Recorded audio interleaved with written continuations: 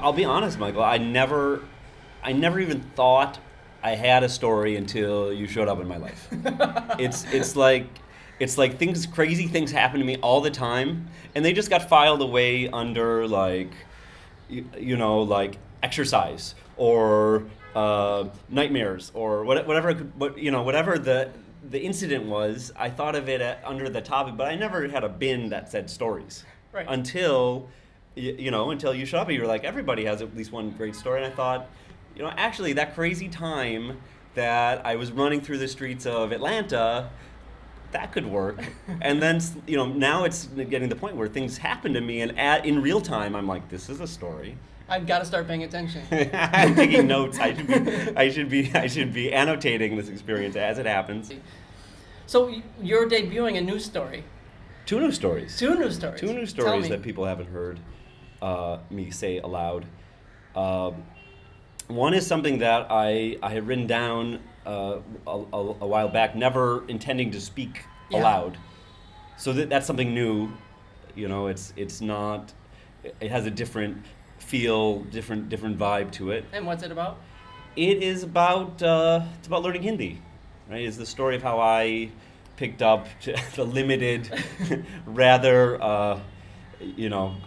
grimy Hindi that I do have, and how that came about, and sort of like my introduction to Bombay Mm-hmm. in that way. So it's almost like one bookend Yeah. of the story that I'm, if not concluding, at least closing a chapter on Right. tonight.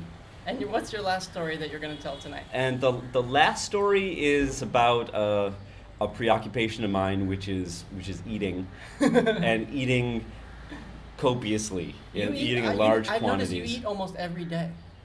It's a, I would call it a habit. I wouldn't go so far as to say an addiction, but yeah, you're right. It's a preoccupation, and it's something that's very important to people. Yeah. I think eating.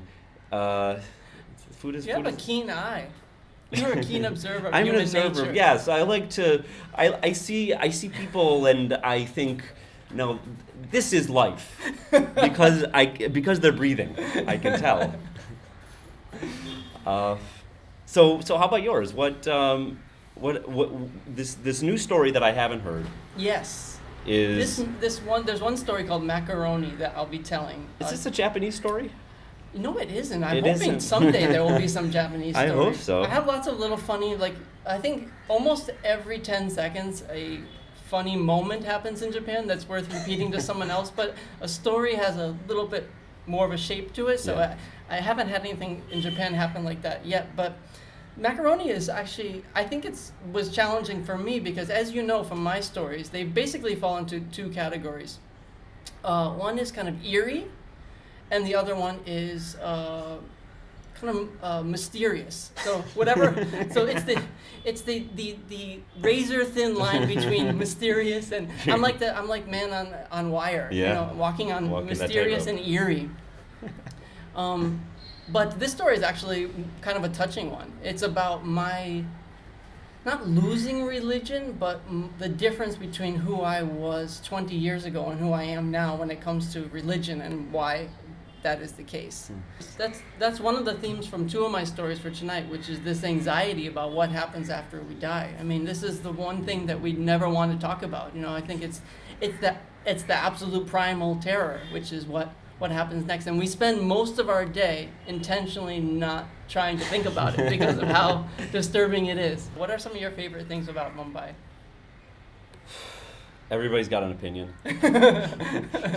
2 people, 3 opinions. You go to any bus stop or whatever, and you say which way to such and such, and one guy is like straight, another guy's like straight, and another guy's like straight. So you never know what you're gonna hear. Yeah, and no one's shy. Yeah. There's nobody who's afraid to come up to you or put themselves out there, because if they were, they'd be trampled. they'd be a pancake by now. We have this tagline with Tall Tales, which is everyone has at least one great story. And sometimes people will say, well, I feel like I don't have a story. And I said, first of all, you probably do. But if you don't, you can make a story happen. There's two easy ways to make a story happen. One of them is to do something that terrifies you that you've always secretly wanted to do.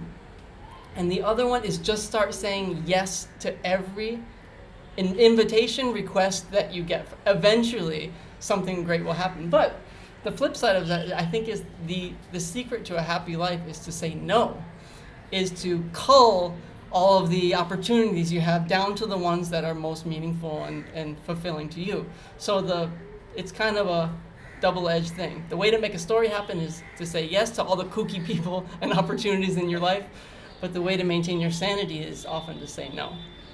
I guess if you look at it that way, then the living is just a sort of a process of editing until the story takes the shape that you want it to. That's it. That's I think that's true. I'm gonna think about that while I continue to say yes to every ridiculous request.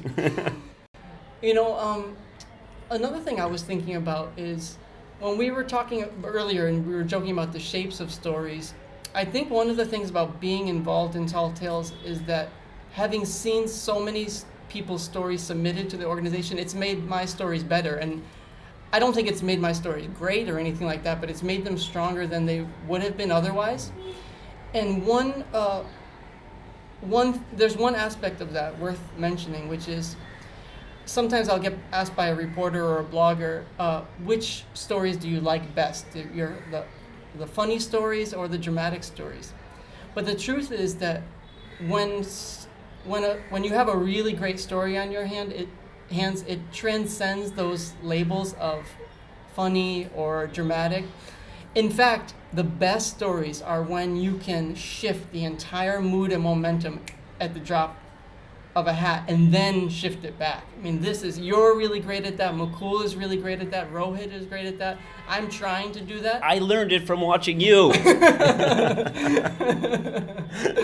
Well, I'm so glad we did this. I'm so glad we're doing something new. This is our 47th show with Tall Tales. 47th? Yeah, and this format has always been exactly the same. Every storyteller tells one story in a night, and we do 5 or 6 stories. But this will be our first time trying something new. It's intimidating, but I think it's a good challenge. And if we are falling flat on our faces right now, at least it'll be a glorious belly flop. Absolutely. Happy belly flopping. Back at ya.